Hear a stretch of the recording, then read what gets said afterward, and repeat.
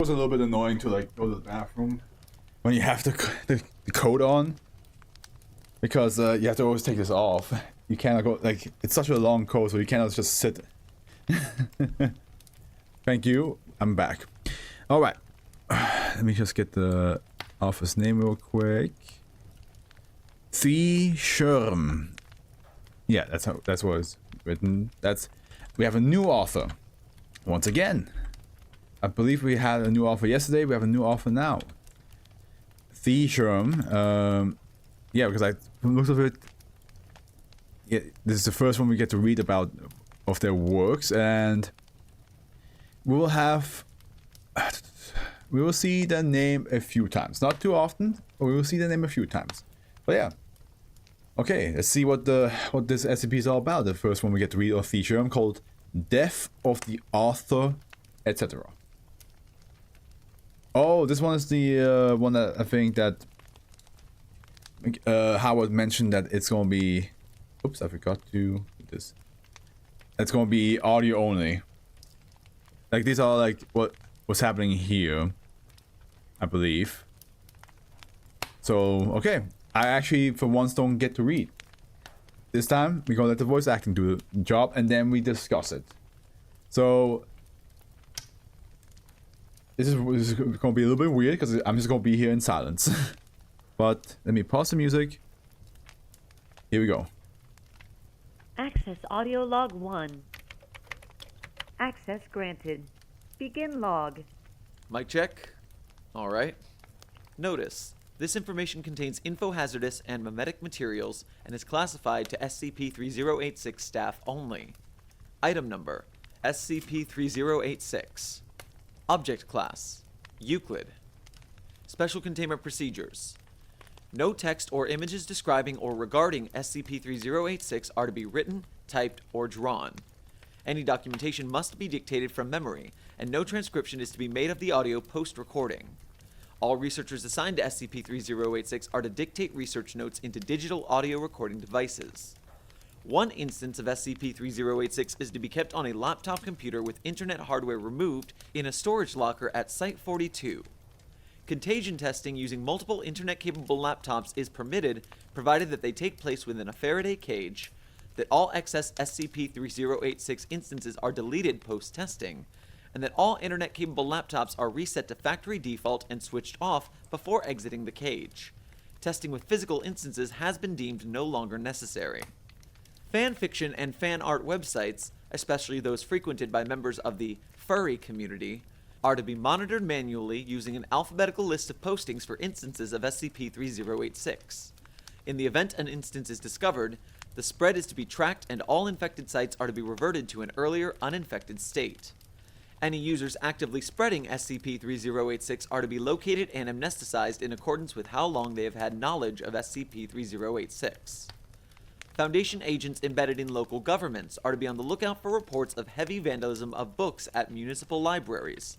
If reports pertain to a physical infection of SCP-3086, agents are to engage Mobile Task Force Kappa 5, codename Haughty Librarians, to remove all books containing SCP-3086 instances.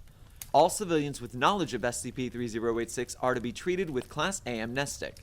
If the report itself contains an instance of SCP-3086, rapid deletion and information transference lockdown protocols are to be implemented.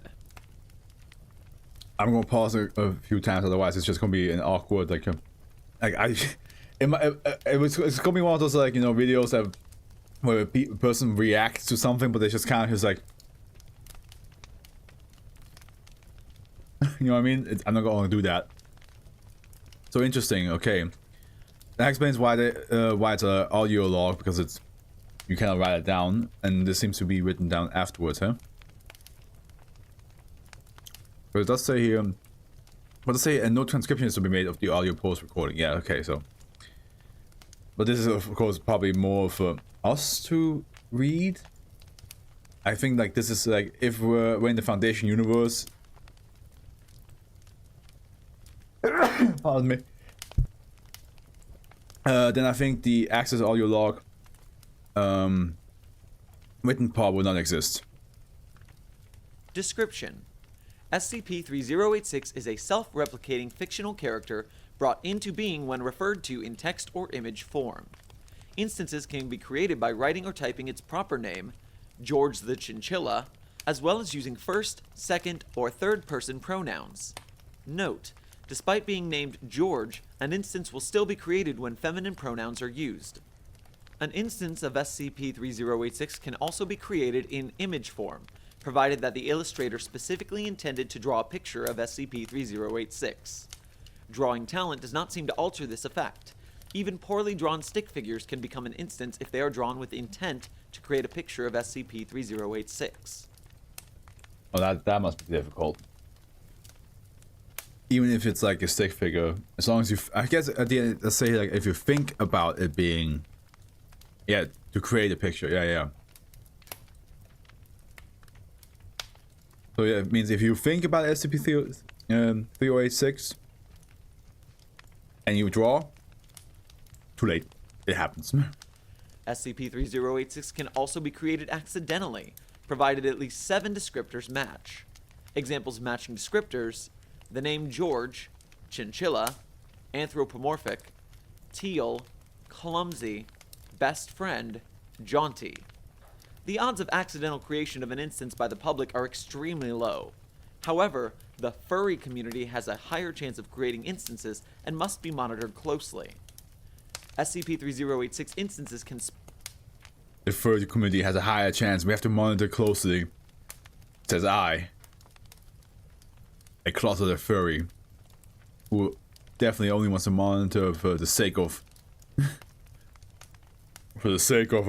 humanity's safety. It's not like I'm interested in that kind of stuff. spread from their original text to new documents. In physical texts, this can be accomplished via paper-to-paper touch. If SCP-3086 is written on page 1 of a book, it will eventually be copied onto all attached pages. SCP-3086 is especially virulent online, with instances being able to travel from webpage to webpage via links on its original page. Once a text is infected by SCP-3086, the instance will proceed to radically alter the text and images surrounding them to conform to its narrative. Although slight variations occur, the standard narrative constructed by SCP-3086 aims to inform readers about the life of children's author/animator Saul Sislak, starting at his birth in Greenville, Illinois, and continuing through the entirety of his life. Themes in the story are typically about the general kindness and immense talent of Mr. Sislak, and end with the author achieving fame, fortune, and dying happy and immortalized in history by his beloved mascot, SCP-3086. The possibility of sapience in SCP-3086 has been ruled unlikely. Although instances attempt to multiply, no signs of self-preservation, such as covering their trail by changing links behind them, have been observed. SCP-3086 seems to only have 2 functions: self-replicate and spread its narrative. Despite exhaustive research, no evidence of an author/animator by the name of Saul Sislak can be found in the Greenville, Illinois area, nor does any mention of artwork created by him appear outside of SCP-3086 instances. Addendum 3086-A. Excerpt of page affected by SCP-3086. Covenant's back clenched abruptly still, and he said with preternatural quietness, "Are you trying to drive me crazy?" His ominous tone startled her, chilled her. For an instant, her courage stumbled. She felt the river and the ravine closing around her like the jaws of a trap. Then Covenant whirled and struck her a stinging slap across the face. The force of the blow sent her staggering back into the light of the graveling. He followed quickly, his face contorted in a wild grin. As she caught her balance, caught one last, clear, terrified look at him, she felt sure that he meant to kill her. The thought paralyzed her. She stood dumb and helpless while he approached. Reaching her, he knotted his hands in the front of her shift and rent the fabric like a veil. But you know who wouldn't do terrible and unmentionable things to women? Saul Sislak. He's a real great fella, and I'm not just saying that because he's my paw. Your good buddy George the Chinchilla has been around the block a few times, and I've never met a man so devoted to putting smiles on the faces of children. Since the day he was born at the family home in Greenville, Illinois, he always wanted to write, draw, all sorts of artistic things. He made me when he was 7 years old, and we were the best of friends all through his career in children's books and animation. Oob Eworks, Walt Disney, They worshipped my paw and his entrepreneurial spirit. That's why today you can find me, George the Chinchilla, on every type of printed media imaginable. Saul Sislak's greatest dream is going to come true, and everyone is going to know his name. Smoothest entry. In the middle of like a potential murder or sexual assault story, like it's just like in the middle of that, it's just like, well, you know who would never do that. It's like as if like it's happening right there, and then suddenly out of nowhere, it's like, but do you know who would not do that? Me. And then just walk away while that story is happening on the other side. Addendum 3086-B. Incident 3086-7. The largest containment breach of SCP-3086 took place on March 31st, 2014. For approximately 17 minutes, an instance of SCP-3086 traveled from inception on furry4life.org through tumblr.com before arriving in the email address of a Nintendo of America employee, finally taking up residence and altering the contents of the Nintendo.com homepage. Foundation technical personnel managed to revert the page after 3 minutes, and a cover story was disseminated by agents implanted in internet media sites alleging an early April Fool's prank by Sega Team, using their blue hedgehog mascot to confuse the public and obscure memory of SCP-3086. Excerpt from Incident 3086-7. Yoshi's new... Of course, because it's a... I need to look at what the chinchilla looks like again, but I believe it's it's very cute. And chinchillas are very cute. They're big too. Like they can be big. I mean, I love that there's like oh yeah, Sega and Sonic, they decided to prank Nintendo. You know how it goes between them. You know how it goes. Island available now. Amazing from beginning to charming end. technobuffalo.com. You're looking for charming? I immediately got the Nintendo Direct voice in my head, like they're very similar in the cadence, how they speak, the Nintendo Direct voice and this voice. So the moment I heard the Yoshi's Island thing, I was like, I had like a whiplash, man. Look no further than your best bud, George the Chinchilla. Who needs a dinosaur with a baby Italian plumber on his back when we can go on the wackiest adventures to the jauntiest tunes the big band has to play? Remember, it's all thanks to the greatest entertainment magnate and all-around great guy, Saul Sislak. Saul could spend literal days cooped up in his basement, drawing panel after painstaking panel by hand. He always was such a perfectionist, which is why he believed that nobody could draw me the way he could and refused to hire anyone else to help animate his features. Saul was the most dedicated paw that a chinchilla could ever have. He could spend hours drawing and redrawing my whiskers to get the perfect angle for every frame. With that kind of work ethic, it's no wonder he's the foremost animation wizard of the entire universe. Addendum 3086-C. Further research into Mr. Sislak discovered the author/animator's obituary in a box recovered from the basement of the now-defunct offices of the newspaper, The Item. The obituary, submitted by the county coroner, reads, Saul Sislak, 1901 to 1947. Greenville, Illinois native. Passed away in his home 1 week ago. No relatives to speak of. He will be missed by friends. The attached coroner's note reads, decomposition is consistent with 1 week between death and discovery. Neighbors discovered corpse due to smell. Quoted, Saul even manages to be a real bastard from beyond the grave. Neighbors note large amount of liquor bottles around work desk. Cause of death, self-inflicted gunshot. That doesn't sound like a guy that and chinchilla should be proud of. Grieving over, yeah, but be proud of. Like, even the neighbors are like, Saul even managed to be a real bastard from beyond the grave. Like, the neighbors don't seem to like Saul. They, I would even say they despise him. Addendum 3086-D. Test Proposal 3086-F. Researcher Evans has proposed testing copies of documents listed in Addendum 3086-C with SCP-3086. Test Proposal 3086-F is currently under consideration. Correction. Test Proposal 3086-F has been approved. See SCP-3086-F test log. End log. Access audio log 2. Access granted. Begin log. Alert! Site-42 is currently undergoing a containment breach. This message has been declassified specifically to the Memetics and Info Hazards Division. God damn it, what did this chinchilla fucking do? How's the side now on the deck, man?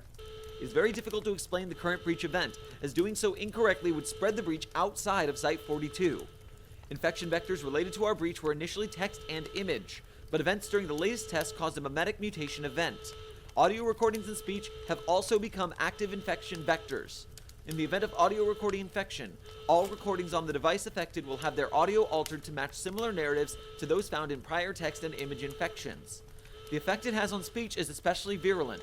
There are currently several researchers infected and spreading the contagion across the site. They're trying to get into this office right now. Please send help. Repeat, please send more people. People to Site 42 to meet your best pal in the whole wide world, George the Chinchilla. I'm at the forefront of everyone's minds right now. Literally. I was in a real sad state to hear what happened to my pa. Good old Saul Sislak certainly didn't deserve to go out the way he did. That's okay though, because I'm gonna buckle up my spats and give 110% to make sure everybody, whoever is or was, can't stop talking about the most magnificent maestro of making magic, Saul Sislak. End log. Nah, fuck that. That chinchilla better go away. Luckily, I have the best defense in the whole wild universe on my side. You thought the sounds were real? Like, mechanic learns audio editing for the first time. Or do you mean like the banging on the door? Which, again, audio editing. Mechanic learns audio editing for the first time. That was good though. It's like, and it's just like a giant chinchilla mascot just like standing there like, "Hi there. I want to talk to you about Paul Sislak. How about you and I sit down a little bit?" And you're like, no.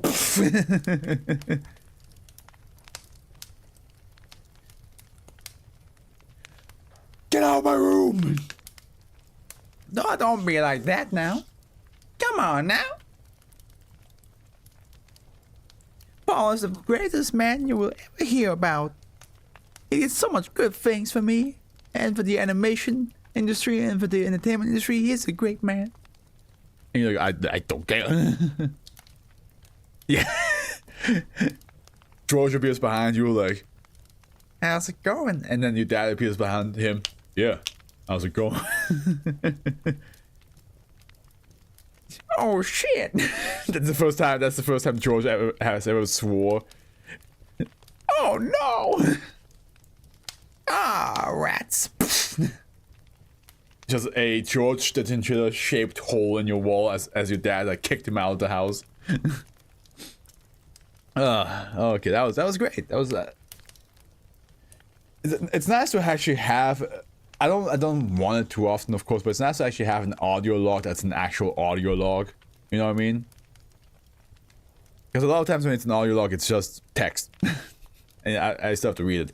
Like I said, I don't need the audio log to actually be actual audio, but it's just nice, A little change of pace.